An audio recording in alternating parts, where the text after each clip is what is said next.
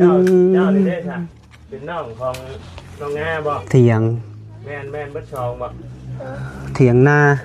น้องเพิ่นพี่น้องเอ้ยเนาะเจ้าบ่ได้เข้าโรงเรียนบ่จ้ะเจ้าเข้าอยู่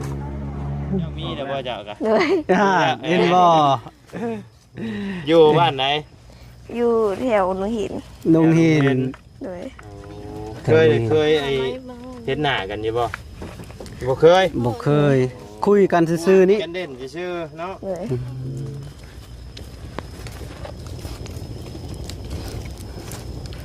ปิ้งโอ้โตอุ้ยฮ้อนแฮะมันลวกตาคนเลยนี่มาหน้าคู่มือบ่ละมาเผาตะกะยันงัวกินเฮ็ดอยู่เฮ็ดกินเจ้าบทไทยนาแต่ละปีไทยกับอ้ายมีช่องบ่สามโต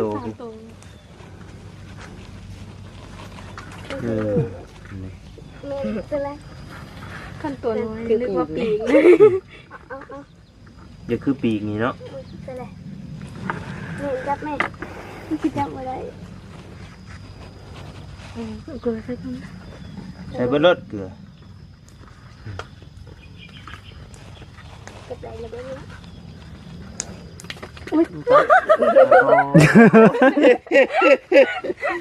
เฮ้ยเอามาล้างไม่กันเก่าทิพ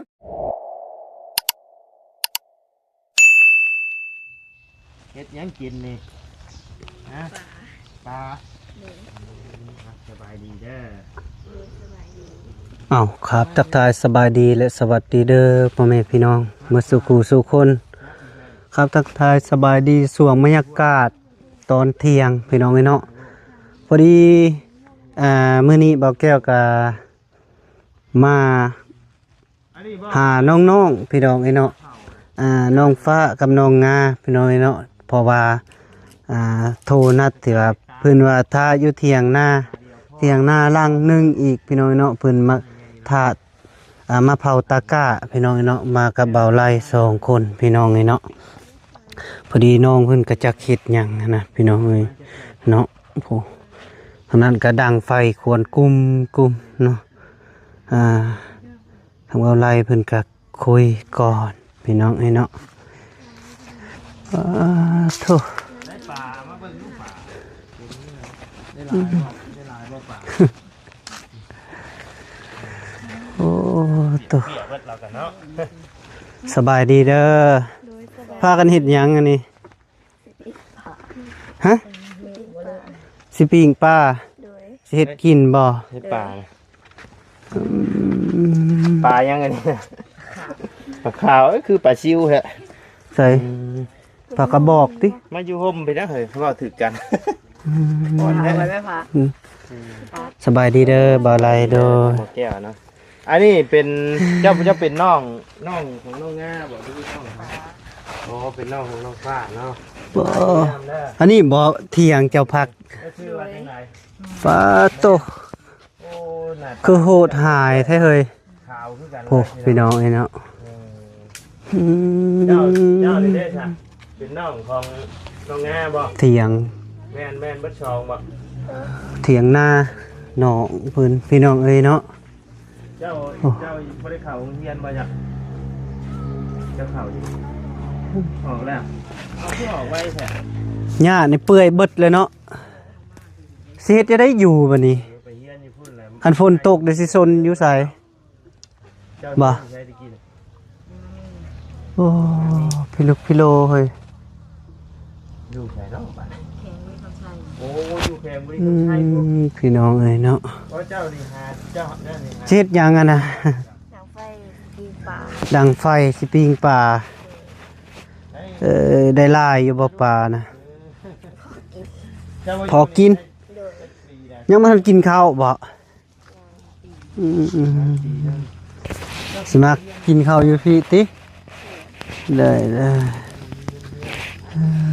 ท่านนี้เฮียนบ่ใส่เล็กปอกเล็กปิ้งเจ้าเด้บ่ใส่ ฮะยังไปตัดพ่อยไปตัดเหล็กปีกโอ้หมู่กับน้องเด้อโอ้ยเนาะมาแต่เช้าละบ่ มาหาตะไม้แต่เช้า ไปหาหน่อไม้แต่เช้าพุ่นได้อยู่บ่หน่อไม้ ได้คู่ไป ได้คุปลาย เลย ใช้หน่อไม้เจ้าคุปลาย พื้น อยู่เฮือนเอามาส่งแล้ว เอามือส่งปลาเหมา โอ้ป้ามือเอาจกนี่บ่ไปขุด เต็ม เสียม เลย เสียมเอาเสียมจกพี่น้องเอ้ย มาเผาตะกร้าโคมือว่าสิจ้า ใส่ตะกร้าเจ้านะตัวนี้ เลย ขาวเนาะ โอ้จากหน้านี่จากทงก็จากไห้ สาวแลน ชอบไป แถ ให้ วไว้นี่เนาะ สาวปลาย เลย สิพ่อบ่สำนีตะกร้าตัวนี้ ให้เว้ย เอาไว้เลย อืม เนาะแก้วเนาะ พี่น้องโดย เฮ้ยไอ้นี่ใหญ่มากนี่สาวแลน แม่น แถวเลย หน้าคือเอื่อยเลย น่าคือกันเลย โดย เออรอเว้ยทางนั้นไปตัดในปิ้งบ่ยังบ่มาให้อยู่ ไปเบิ่งไปดูเพิ่นตัดแนวใดวะแม่ขึ้นเบิ่งเทียงเพิ่นก่อนพี่น้องเอ้ยเนาะ คือเป็นโนดูมา ฮะ คือเป็นเนื้อ ลืมเกลือเป็นนัว เลย ผู้บ่แม่นบ่ไปเบิ่งมาดูจับเบิ่งมาดูบ่แม่นบ่ โอ้ย สิเอาอยู่ไสบาทนี่เครื่องไผนี่ เครื่องงอก เครื่องน้องข้าวพอกินอยู่บ่ข้าวนี่ อ๋อ พอเอาซื้อมีมาอีก เลยน้องซื้อมาจากเซาคุณแหละ หมอพี่น้องเอ้ยเท่านี้หนึงบ่หมอจานก็ได้ถ้วย เลย ผู้พี่น้องเอ้ยเปิกเบิดเลยโธ่ ไก่ ฮะ ไก่ ไก่ยาเบิ่นแหละ ไก่ ไก่นั่งลงน้ำบาสิเบิ่งไป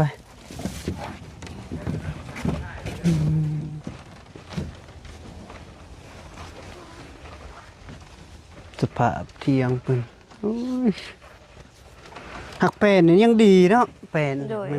แป้นนี่ดีอยู่แป้นปูพี่น้องเอ้ยเนาะแต่ว่าพาเนี่ยไปเบิดเลยกับมุงพื้นมุงหญ้า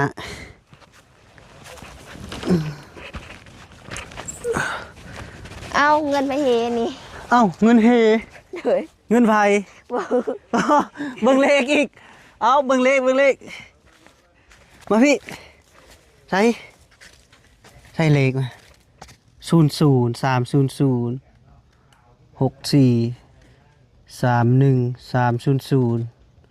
พี่น้องเอ้ยเนาะโชคดีเลยเจ้าคือเห็น มัน ปวก แบบ บ่แม่นปวกกินแล้วบ่นี่โอ้โห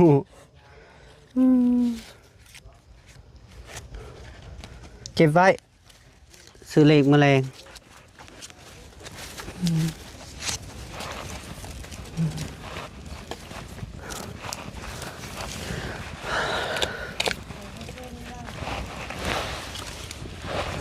ไปสระอยู่ใส่ในป่านะ อยู่มองนั้นแล้วก็มองนั้นแล้วก็มาเราอยากมาแล้ว บ่นั้นบ่นี้ เลย บ่แม่นบ่อยู่นี่ น้ำลาย น้ำลาย เลย ใส่น้ำนะ โอ้ยพวก ลงตนีไกลบ่ จะบ่ปันใด บ่ปานใดอืม เอ๊ะ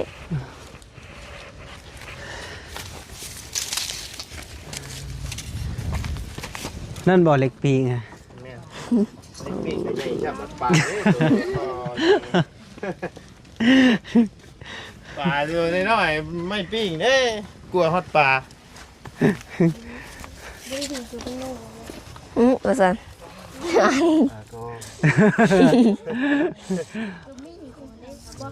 มีแต่อันเอาเนื้อมีหั่นแหละ มีอยู่บ่เนื้อมี เด้มีเหรอเกอ เอา ใส่ ใส่ เก เก ลื ลื อ อชื่อก็ได้แซ่บเลยใส่แต่เกลือกันใส่เกลืออะไรก็แซ่บนั่นแหละ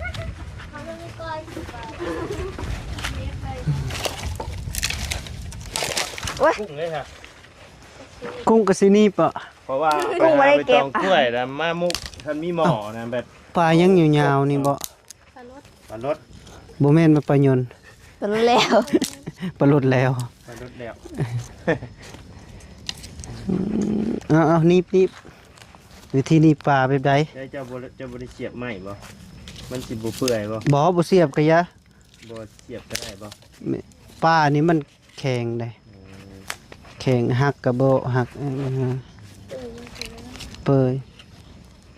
ปึ๊บแบบนี้เนาะ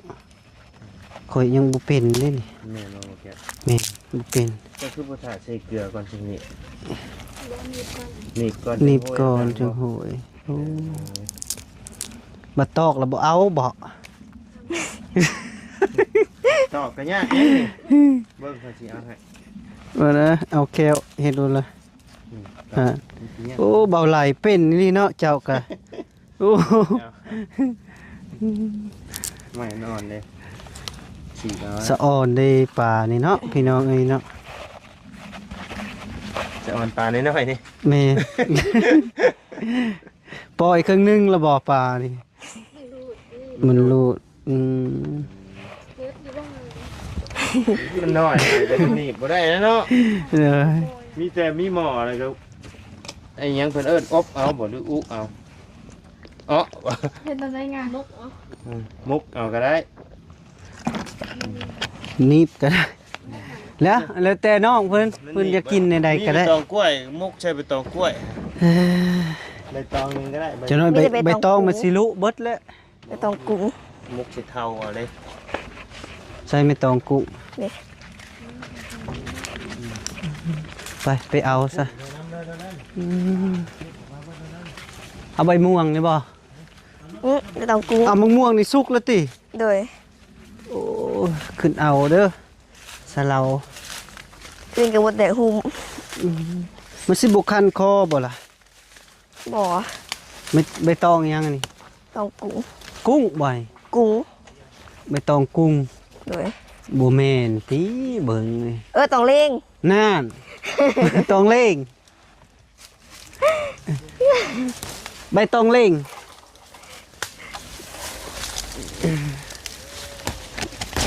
อืม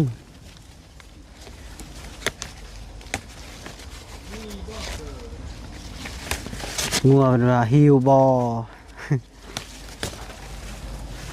ได้รายงานลงไปกะแม่นเหอะน้ แม่นบ่ ำโดย มาเอาใบตองพี่น้องเอ้ยเพิ่นสิหมกป่า พอแล้ว เอาลายบ่ พอแล้วพอตลอดแล้วสิเอาไปขึ้น เสียเวลาผู้ไปตัดไม้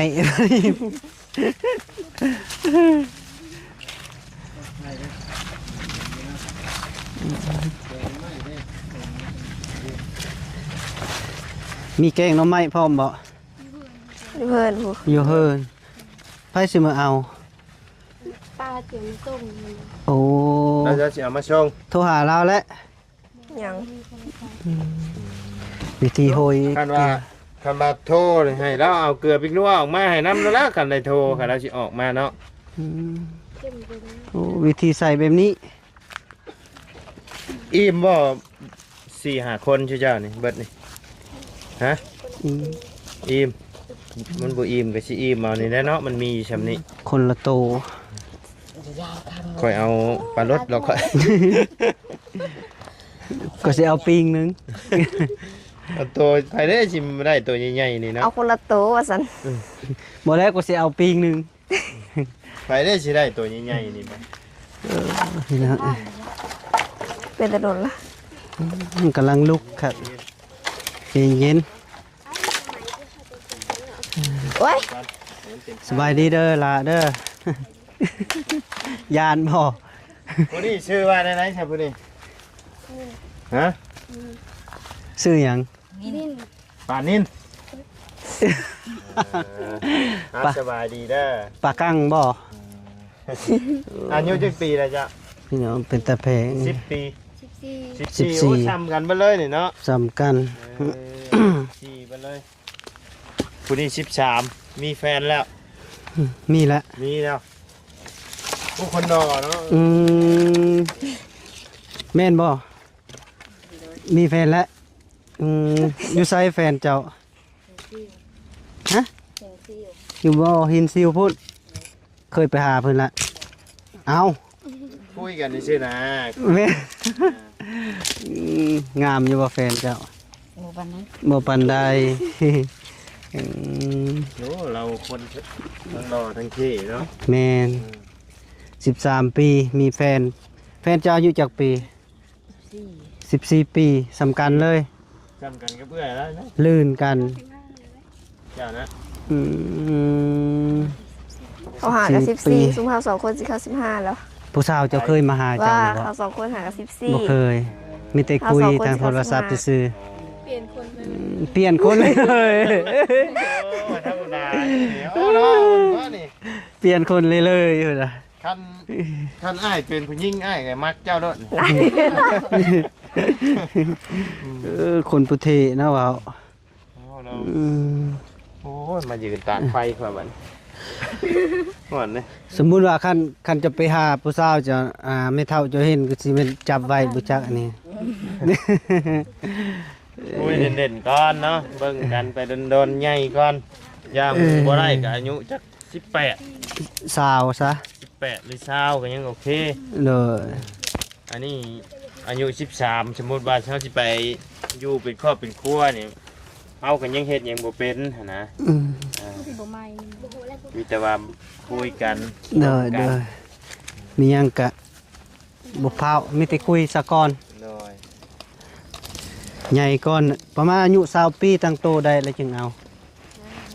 น้องเล่นน้องสิเอาก่อนเอื้อยบ่เนาะ เอื้อยยังบ่มีเนาะเอื้อยเนาะแม่นบ่เนาะแต่ว่าผู้นี้เขาเห็นแล้วผู้นี้เขาเห็นแล้ว เห็นบ่แม่นบ่ จังว่านี่นะ ลักกีบบุจัก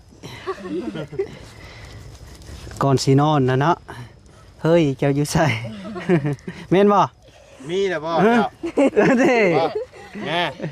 เจ้ามีแล้วบ่เจ้าก็ เลย เห็นบ่ อยู่บ้านไหน อยู่แถวหนูหิน นงเห็น เลย เคยไอ้เฮ็ดหน้ากันอยู่บ่บ่เคย บ่เคย คุยกันซื่อๆนี่ กันเด่นซื่อๆเนาะ เลย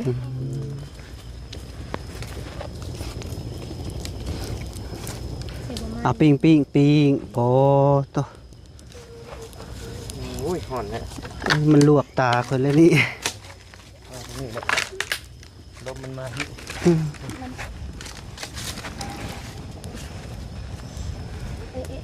มันยาวโอ้โห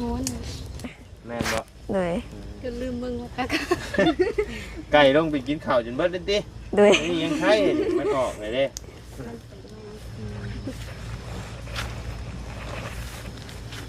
เฮ็ดแต่ไม่เป็นลูกค้าน้อย ตำยังแก้วบ่โอ้ ยังมาได้นะ ใช้ใบนะมามกสิเบิ่งวิธีมกป เอา ลา ไม้ก่อน ฮะ เอาไม้ก่อน มาหน้าคู่มือบ่ละ เอาละน้อย มาเผาตะกะยันงัวกิน ๆเฮ็ดอยู่เฮ็ดกินเองเป็น เจ้าบทไทยนาแต่ละปี ไทยกับอ้าย โอ้อันผู้นี่บ่ที่ไถนะจะว่านะ แพ้อยู่บ่คือรถไทยบักอันหนักได้รถนะมันเป็นรถ2เลขซ้ำพอได้อยู่เด้อพอแล้วผู้สาวจึงวันได้ไว เค็มได้ไง โอ้ยคิมได้คิมเกลือได้อืม เค็ม โอ้ยเป็นนัวบ่มี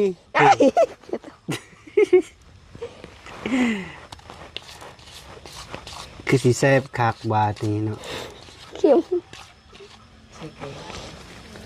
นี่แหละเค็มกันแหละ เอาหมดแดงบ่เอาบ่ อืม บ่ใส่บ่หมดแดง ใส่แล้วมันสิคันคอ เว้าไป โดยกระแทะเฮาได้ คันคอแสดงว่าเจ้าบ่กินบ่ไข่มดแดงนะโอ้สองมาให้อายเด้อ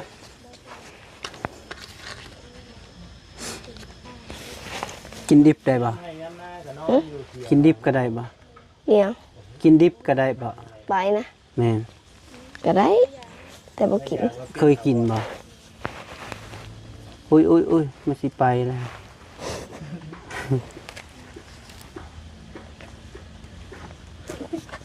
สูตรไอ้มุกก็ แม่นแหละจะเบิ่งทามกปลานี่ก็ได้ ได้อยู่ดอก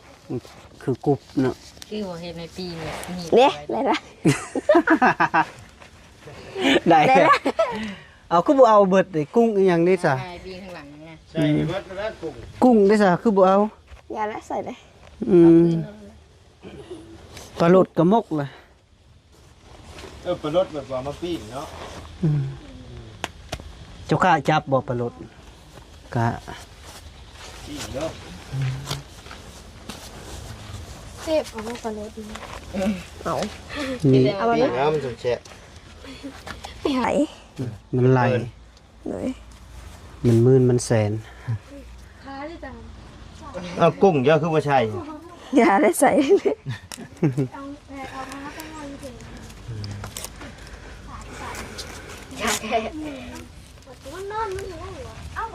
ถือว่าอยู่บ่เขา เฮ็ดหยังอันนี้ โดย บอนบูชาบ่ ไก่ ไม่ให้ไก่กินน้ อ๋อ โอ้มีไก่ว่าอยู่นี่กัน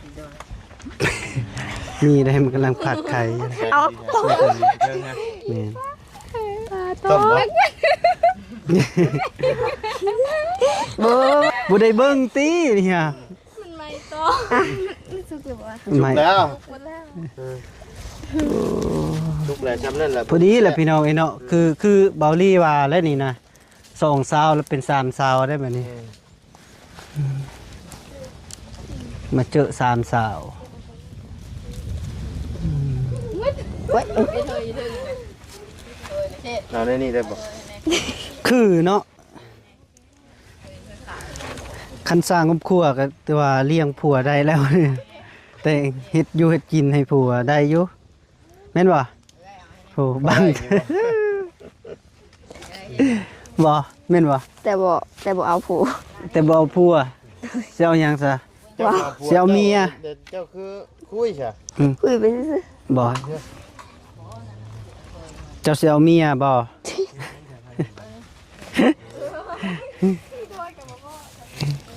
เด้โทรอยู่เถียงก็มีดิ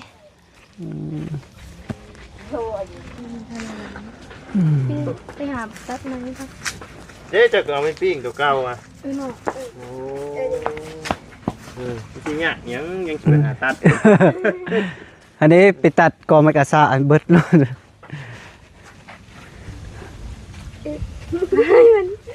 เอาน้ำเอา เอาเกลือห้วยใช้บ่ กุ้งนะตายมี2ตัวได้บ่ มีช่องบ่ สาม ชามตัวเออ เป็นไร ขั้นตัวน้อยนึกว่าปีก อย่าคือปีกนี่เนาะ เป็นไรแม่จับแม่คิดจับบ่ได้ เกลือใส่กัน ใช้เบอร์รถเกลือ เก็บได้แล้วเด้อ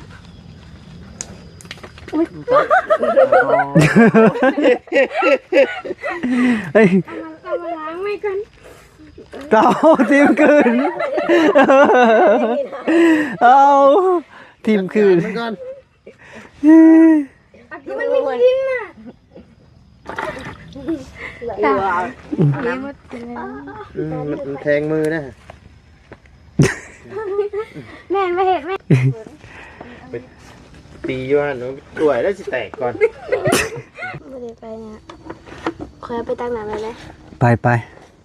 ตักอยู่ไสตักอยู่โฮยอีสัง เก่าได้วะ เจ้ากระนิบล่ะนี่ได้แล้วย้อนกันยะ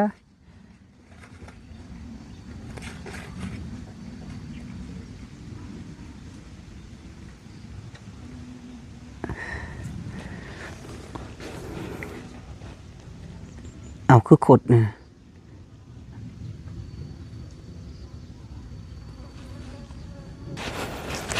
โอ้ยปิงที่สองแห่งหลายพี่น้องเลยเนาะโอ้เอาตัวหนึงเลยตัวหนึ่งไปใส่เอาโปโตเจ้ากะ เอาว่าเลย เกลือก็ยังบ่ทันโหยตกอีกเลย โอ้ยอย่ามันเกี่ยว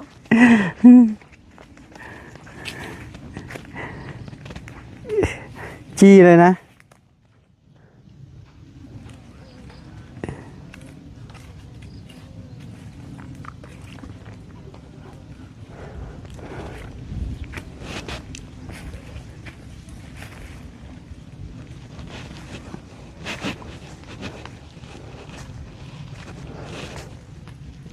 เอาคือบอกคุณเถียงเกียงเลย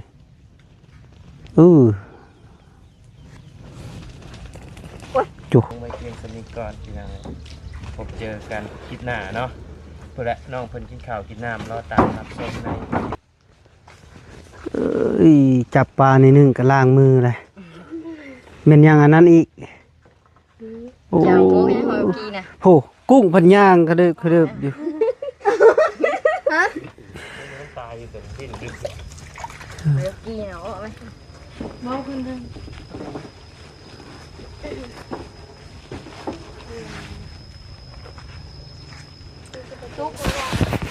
พ่อแม่พี่น้องเนาะคลิปนี้กะเบาแก้วกะอำลาก่อนเด้อพ่อแม่พี่น้องสิได้จบคลิปปิดคลิปซะก่อนพ่อแม่พี่น้องเนาะขออยู่ดีมีแรงสุขภาพแข็งแรงเจ็บอย่าจนอย่าขาดส่วนสูงมากร่ำรวยมาสุขสุขคนเด้อโดยบ๊ายบาย